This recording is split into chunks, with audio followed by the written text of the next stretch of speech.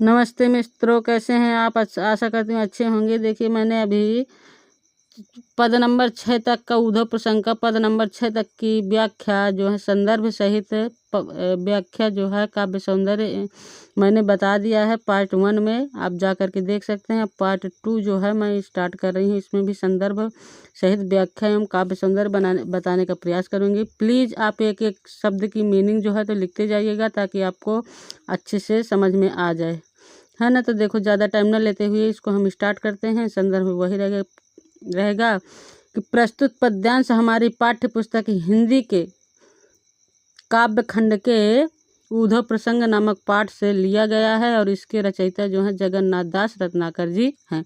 ये आप लोगों का जो है संदर्भ रहेगा।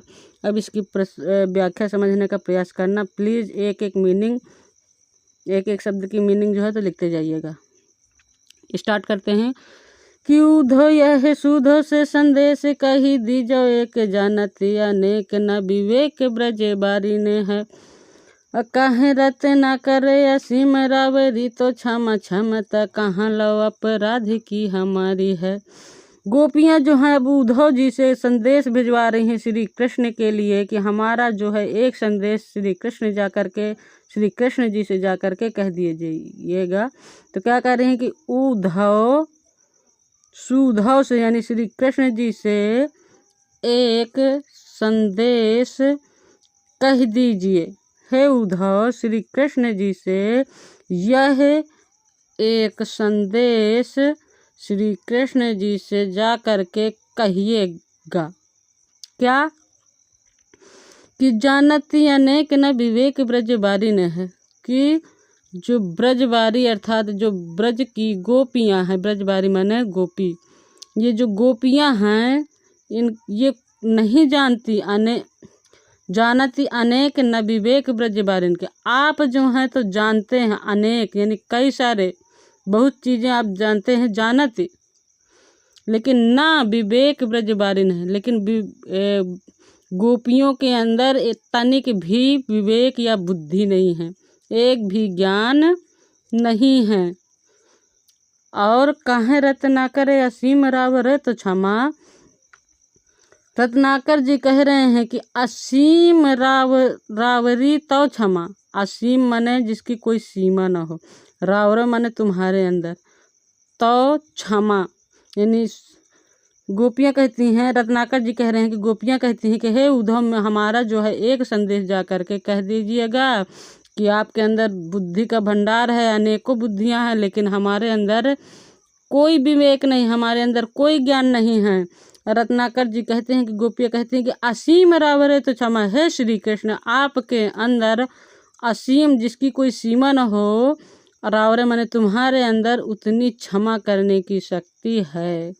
और क्षमता कहाँ लो अपराध की हमारी है। लेकिन और कहिएगा कि क्षमता हमारे अंदर कहाँ इतनी क्षमता है, कहाँ यानी हमारे अंदर इतनी कहाँ क्षमता है कि अपराध की हमारी यानी हमारे अंदर इतनी क्षमता कहाँ है कि हम कोई अपराध करें।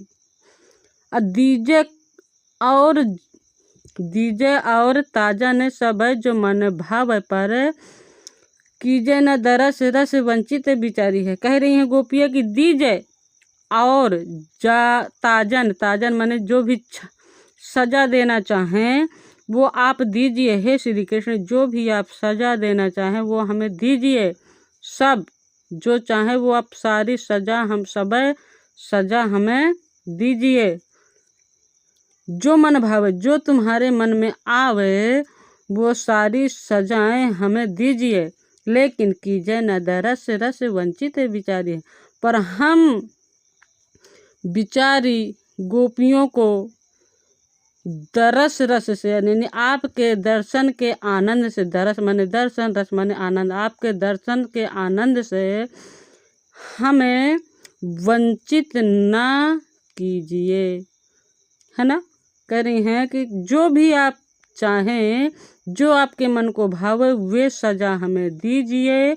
लेकिन हम बेचारी गोपियों को आपके दर्शन के से जो हमें आनंद मिलने वाला है उससे हमें वंचित बिल्कुल ना करिए।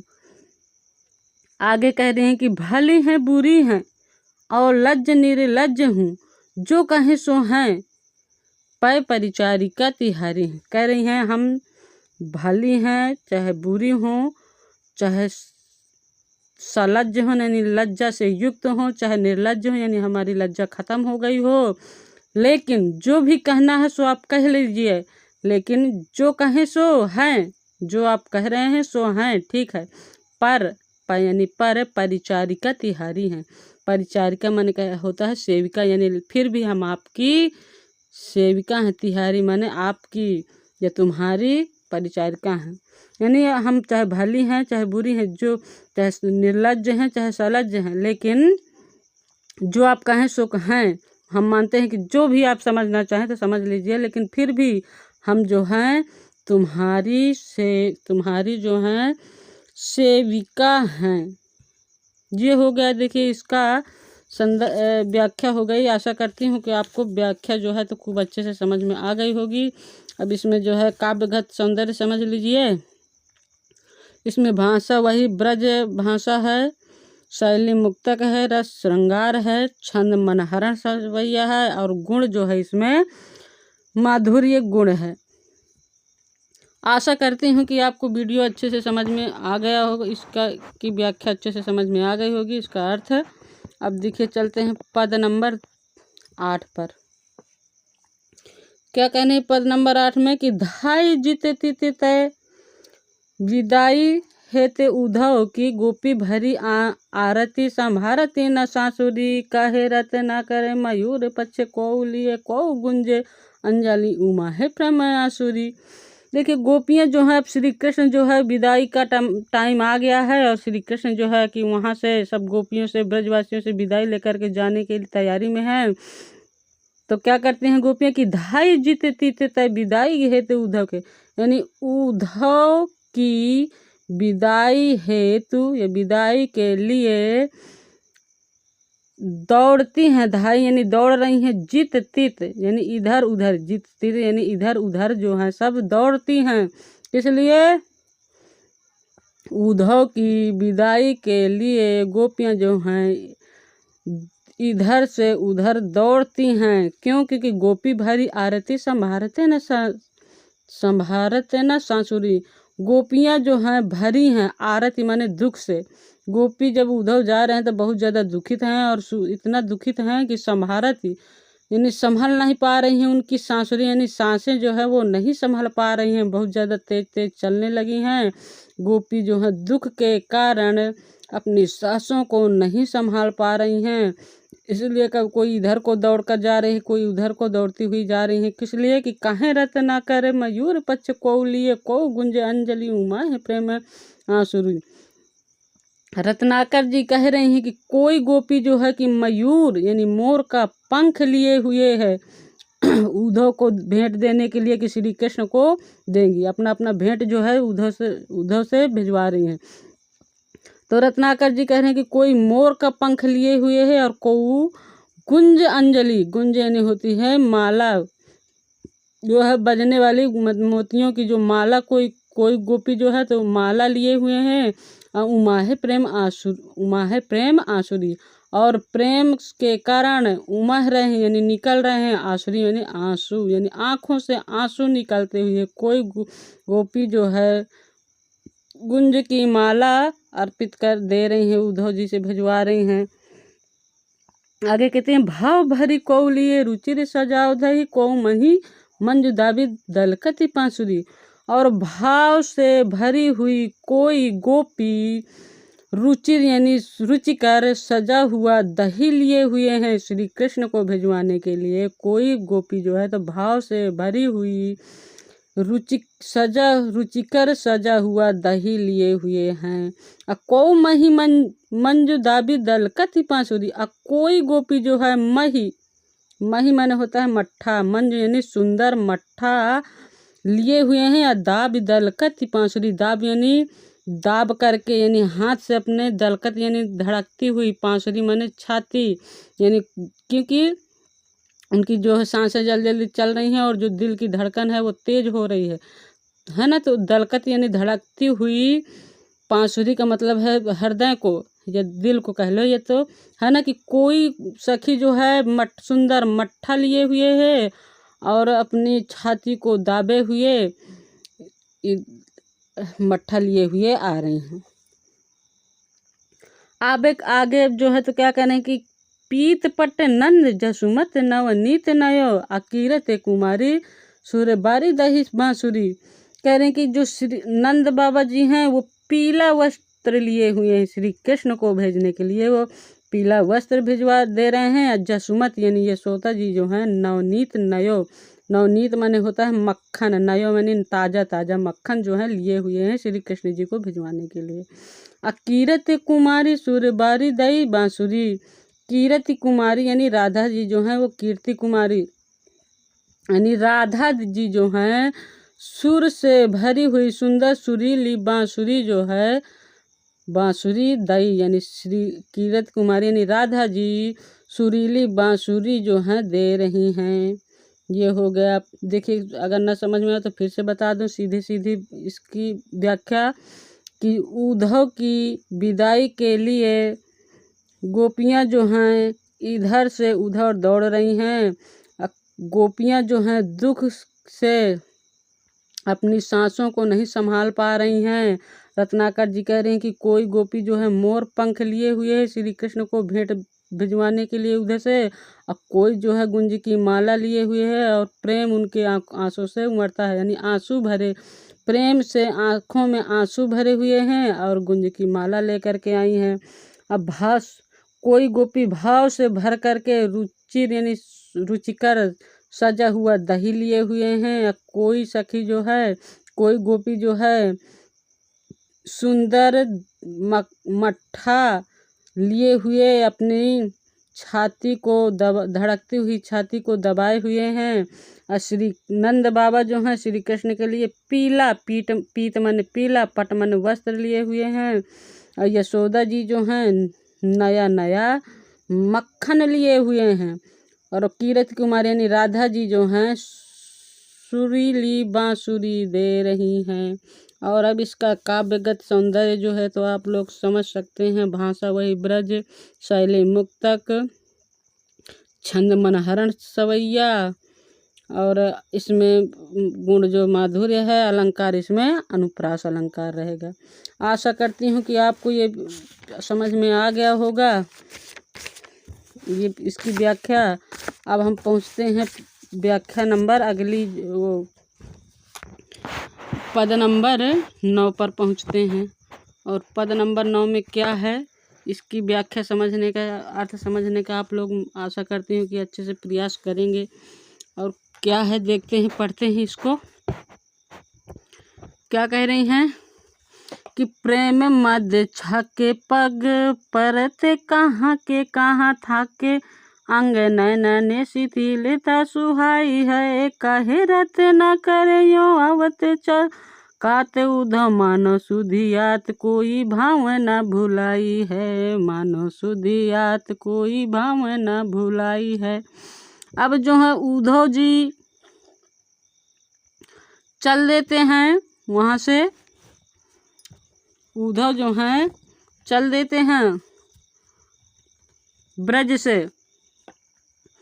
तो क्या होता है उनके चलने पर, कहते हैं कि प्रेम मद छाके पग परत कहाँ के कहाँ, यानी प्रेम के मद में, मद यानी प्रेम के नशे से युक्त, छाके माने युक्त, प्रेम के नशे से युक्त, नशे छा जाने या फिर छाके माने छा जाने के कारण जो उद्धव जी के पग माने पैर हैं वो पढ़ते यानी पढ़ रहे हैं कहाँ से कहाँ। जिस तरह लोग जैसे नशा कर लेते हैं शराब आदि का, तो उनको होश नहीं रहता तो नशे के कारण कभी इधर गिरता हुआ जाता है। तो उसी तरह जो उद्धव जी का है वही हाल है कि प्रेम के नशे से युक्त होकर उद्धव के जो पैर हैं वो कहीं के कहीं पड़ रहे हैं। और थाके अंग, थाके यानी उनके अंगों में, उनके अंग जो हैं और नए नहीं यानी उनके जो अंग हैं वो थके हुए से लग रहे हैं। इधर थाके का मतलब है थके हुए से, यानी उद्धव जी के अंग ऐसे लग रहे हैं कि जैसे बहुत ज़्यादा थकान हो गई हो। और नैना ही शिथिलता सुहाई है, और उनके नेत्र ऐसे शिथिल यानी उनके नयन ही शिथिलता सो है, शिथिल से हो गए हैं, यानी थके हुए से बहुत ज़्यादा शिथिल समझ में आ रहे हैं। काहे रत ना करे न्यो आवत चकित उधव मानो सुधियात कोई भावना भुलाई है।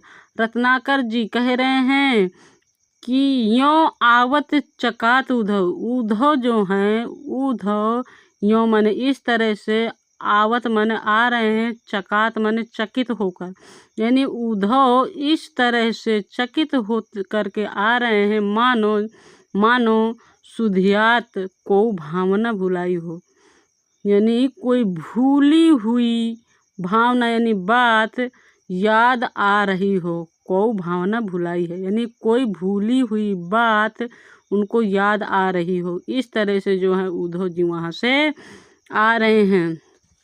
आगे क्या कह रही हैं कि धारत धरा पर ना उदार अति उदार, धारत धरा पर ना उदार अति आदर सौ असारत बहुलिनी, जो आंसू अधिकाई है। कह रहे हैं रत्नाकर जी कह रहे हैं कि धारत धरा पर यानी धर नहीं रहे हैं, रख नहीं रहे हैं, धरा पर यानी पृथ्वी पर यानी पर, ना माने नहीं, उदार उदार माने होता है अति उदारता के कारण, और अति आदर यानी अति सम्मान, सौ माने से या कारण, यानी सारत बहुल यानी जो भी सामान उद्धव जी से भिजवाए थे वहाँ के गोपी और उनके माता पिता, तो उनको अत्यधिक उदारता और आदर के कारण धरती पर नहीं रख रहे हैं। धरा यानी धरती पर नहीं रख रहे हैं, यानी जो कुछ भी गोपियों ने भिजवाया था वो अत्यधिक आदर और उदारता के कारण उनको धरती पर नहीं रख रहे हैं। और क्या कर रहे हैं कि सारत बहुलिनी, जो आंसू अधिकारी है और उनके प्रेम और के कारण जो दुख उपजता है, जिसके कारण जो है उद्धव जी के आंसू छलक रहे हैं आँखों से, जिसको सारत माने पहुँचने के लिए, बहुलिनी माने होता है बाहों से, यानी जो उनके आँखों से प्रेम के कारण जो दुख उत्पन्न हुआ है, जिसके कारण उद्धव जी की आँखों से आंसू निकल रहे हैं, और उनको पहुँचने के लिए वो अपनी बाहों का इस्तेमाल कर रहे हैं, यानी बाहों से पहुँच रहे हैं। क्यों? क्योंकि भाई उनके दोनों हाथों में वो सामग्री लिए हुए हैं, आदर के कारण उसको ज़मीन पर रख नहीं रहे हैं। तो आगे क्या कह रही हैं, देखिए कि एक कार्य राजे नवनीत यशोदा को दियो, एक कार्य बंसी बारे राधिका पठाई है।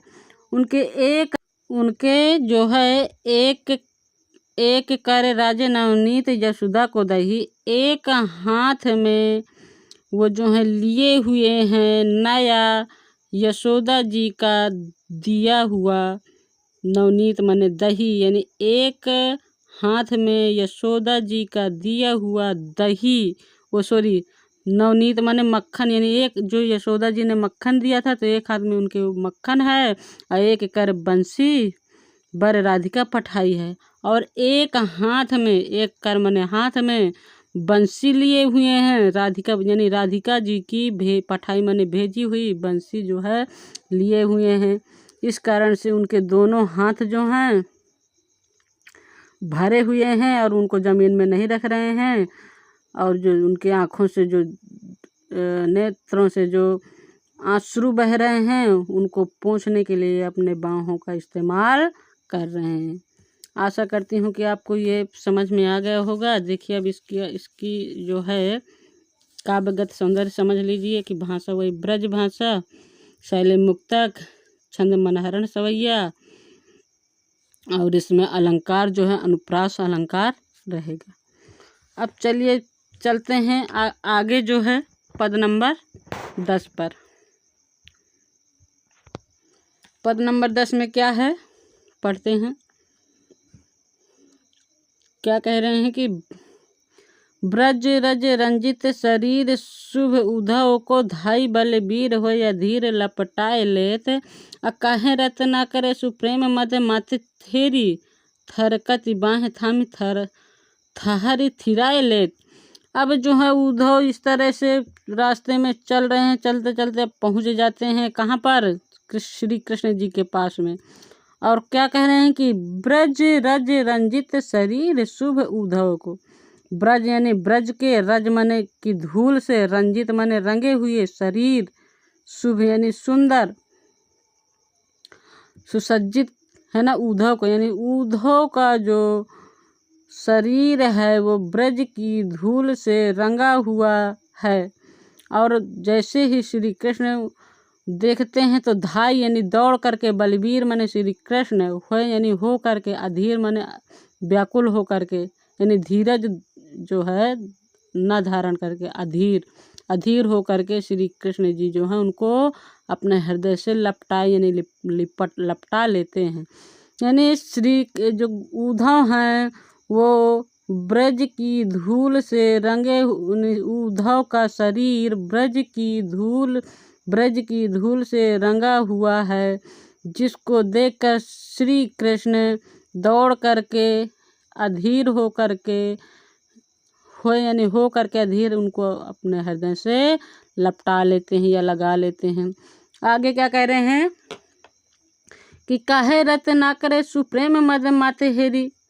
रत्नाकर जी कह रहे हैं कि सुप्रेम मद माते यानी प्रेम के नशे में युक्त देख करके, हेरी यानी देख करके, प्रेम के नशे से युक्त देख करके श्री कृष्ण जो कि हुए तो क्या करते, थरकती बाहें यानी उद्धव जी की कांपती हुई भुजाओं को या बाहों को थाम लेते हैं। कैसे थाम लेते हैं कि थरा ही थिरा लेते, अपनी जो है कांपती हुई बाहों से थिरा यानी संभाल लेते हैं। देखिए अभी आपको हो सकता है कि ये समझ में ना आया हो। तो क्या कह रहे हैं कि उद्धव जी की कांपती हुई बाहों को श्री कृष्ण जी अपनी कांपते हुए बाहों से संभाल लेते हैं। ठीक है। आगे क्या है कि कीरति कुमारी के दरस रस सद्य ही की, छलकत नि चाही पलकन पुलकाय ले। कीरति कुमारी यानी राधा जी के दर्शन के आनंद से, सद्य माने होता है ताजा ताजा, यानी जो थे उद्धव जो ताजा ताजा भी आनंद जो है राधा जी के दर्शन करके आए थे और उनका आनंद उनके अंदर भरा हुआ था, रस है ना, तो जो उनका आनंद भरा हुआ है। तो क्या कह रहे हैं कि कीर्ति कुमारी के ताजे ताजे दर्शन के आनंद को देख, आनंद जो उनके अंदर था वो खुद ब खुद छलक रहा था। छलकन यानी छलक रहा था उनकी आंखों से, किस तरह, अश्रु के रूप में है ना। कीरत कुमारी के ताजे ताजे दर्शन का आनंद जो है वो उनके नेत्रों से छलक रहा था। और जैसे ही श्री कृष्ण जी देखते हैं कि उनके आंखों में आंसू हैं तो पलकन ही उनके खुद पलकों में पुलकाए लेते हैं। उनके नेत्रों में अश्रु देख करके श्री कृष्ण जी के पलकों में भी अश्रु निकल आते हैं, यानी पलकन यानी पलकों में, पुलकाए माने आंसू, पुलक यानी निकल आते हैं। यानी श्री उद्धव जी राधा जी के ताजे ताजे दर्शन को देख करके जो उनके नेत्रों से अश्रु निकल रहे थे, उनको श्री कृष्ण जी जो है अपने पलकों पर पुलका लेते हैं, अर्थात उनके आंसुओं को देख करके श्री कृष्ण जी के आंखों से भी आंसू निकल आते हैं। अब परन न देत एक बूंद पहुमी की पोंछ पट निज नैननी लगाए लेत। और जो उद्धव जी के नेत्रों से अश्रु निकल रहे थे उनको परन न देत, पड़ने नहीं दे रहे हैं, कहाँ एक बूंद भी। पहुमी माने भूमि पर, भूमि की कोंछ यानी भूमि के गोद पर, यानी उद्धव जी की आंखों से जो आंसू निकल रहे हैं उनको धरती की गोद पर एक भी बूंद को नहीं पड़ने दे रहे हैं। और क्या करते हैं कि पोंछ पट निज नैननी लगाए ले। और उनके अश्रु को, जो उद्धव जी के नेत्र से अश्रु निकल रहे थे उनको धरती पर न पड़ने दे करके वो अपने पट यानी वस्त्र से पोंछ करके निज यानी स्वयं के, नैननी माने आँखों में लगाए लेते, यानी उन अश्रुओं को धरती की गोद में न पड़ने दे करके उन अपने वस्त्र से पोंछ पोंछ करके, दुपट्टा गमछा कुछ लिए रहे होंगे, पोंछ पोंछ करके स्वयं के आँखों में से लगा रहे हैं। ये इसकी व्याख्या हो गई। अब इसका जो है काव्यगत सौंदर्य, उसमें क्या है कि वही ब्रजभाषा, शैली मुक्तक, छंद मनहरण सवैया, है ना, और गुण प्रसाद। अलंकार जो है इसमें रूपक अलंकार है, अनुप्रास अलंकार है और उत्प्रेक्षा अलंकार है। चलिए भाई पद नंबर 11 पर पहुंचते हैं। और पद नंबर 11 और लास्ट पद है ये कि क्या होता है अब आगे कि छावने कुटीर कहूँ रम्य यमुना के तीर, गौन रौन रेति सौ कदापि करते नहीं, कहे रत न करे बिहाई प्रेम गाथा गुड़, सौन श्रवण रस नम रस और भरते नहीं। क्या कह रहे हैं उद्धव जी कि छावते कुटीर कहूँ रम्य यमुना के तीर, हम जो हैं कहीं यमुना के किनारे, रम्य यानी रुकते, और क्या कैसे रुकते, छावते कुटीर यानी कोई कुटिया बना लेते, छावते यानी छा लेते या बना लेते। हम यमुना नदी के किनारे कहीं पर रुक जाते और वहीं पर जो है कुटिया बना लेते, छावते यानी बना लेते। और गौन रौन रेति सो कदापि करते नहीं, और गौन माने नहीं आते, रौन रौन रेति सो यानी हम जो हैं, रौन माने ब्रज की, रेती माने धूल, सो कदापि करते नहीं, रेत रौन माने यानी जो है ये ब्रज के से हम कभी नहीं आते, रौन रेति सो यानी ब्रज की धूल को छोड़कर या बालू को छोड़कर हम कदापि यानी कहीं, गौन मने आते, गमन नहीं करते, गमन मने होता आना, करते मने नहीं आते, यानी ब्रज की रेत को छोड़ करके हम कभी नहीं आते।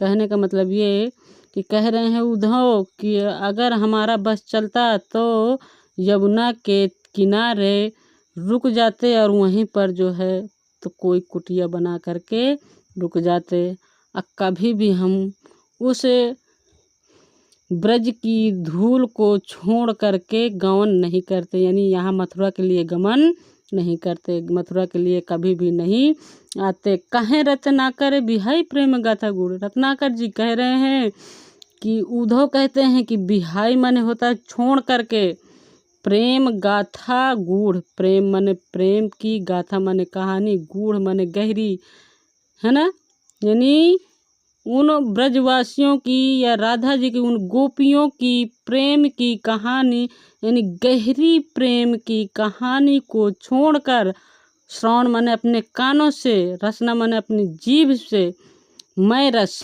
है ना, और भरते नहीं, यानी अपने कानों में जो है गहरी गोपियों की गहरी प्रेम कहानी के अलावा छोड़कर, है ना, गोपियों की गहरी प्रेम कहानी को छोड़कर कोई और कहानी अपने कानों में नहीं सुनते, और ना ही कोई और कहानी अपनी जीभ से गाते, किसी और की कहानी, इनकी कहानी को छोड़कर, और भरते नहीं, और किसी की कहानी नहीं गाते। और गोपी ग्वाल बालानी के उमड़त आंसू देख ले कि प्रलयागम हूँ ने डरते नहीं, और गोपी ग्वालों की, गोपी ग्वाल बालन के यानी वहाँ के जो गोपी ग्वाल बाल थे, उनके उमड़ते हुए आंसुओं को देखने के बाद लेख प्रलयागम हूँ को नेक डरते नहीं, लेख यानी देख करके, प्रलयागम माने घोर प्रलय से भी नेक माने तनिक भी डर नहीं लगता है। देखना, यानी गोपी ग्वालों के उमड़ते हुए आंसुओं को देख करके, देखने के बाद अगर प्रलय भी, भयंकर प्रलय भी हमारे को भी हम देख ले या हमारे सामने आ जाए तो तनिक सा भी डर नहीं लगता। कहने का मतलब कि इतना ज़्यादा गोपी ग्वालों के आंसुओं को देख करके प्रलय से, काल से भी ज़्यादा दुख हो रहा है, उससे इतना भयंकर उनका अश्रु दुख था जो श्री कृष्ण के वियोग में, कि उसके आगे अगर प्रलय भी आ जाए तो वो भी कम पड़ जाता है। हो तो चित चाव जौना रावरे चितावन को तज ब्रज गाँव इते पाँव धरते नहीं।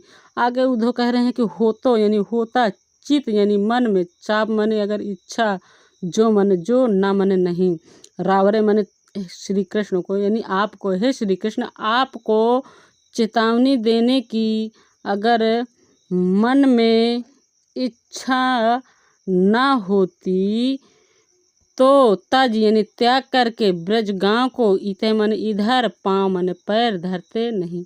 देखना कह रहे हैं कि हे श्री कृष्ण अगर आपको चेतावनी देने की मन में इच्छा ना होती तो ब्रज गांव को त्याग कर, तज यानी त्याग करके इधर अपने पाँव का भी नहीं रखते। ये इसकी व्याख्या हो गई। और इसमें जो काव्यगत सौंदर्य है वो वही है, ब्रज भाषा जो है ब्रज शैली मुक्तक, छंद मनहरण सवैया, और इसमें जो है अलंकार है, अनुप्रास अलंकार, प्रतीक। बस ये इसकी संपूर्ण व्याख्या हो गई। आपको कैसा लगा? यदि अच्छा लगा हो, आपको समझ में आया हो तो प्लीज़ मेरे चैनल को लाइक और सब्सक्राइब और कमेंट में अपनी राय ज़रूर दीजिएगा। धन्यवाद।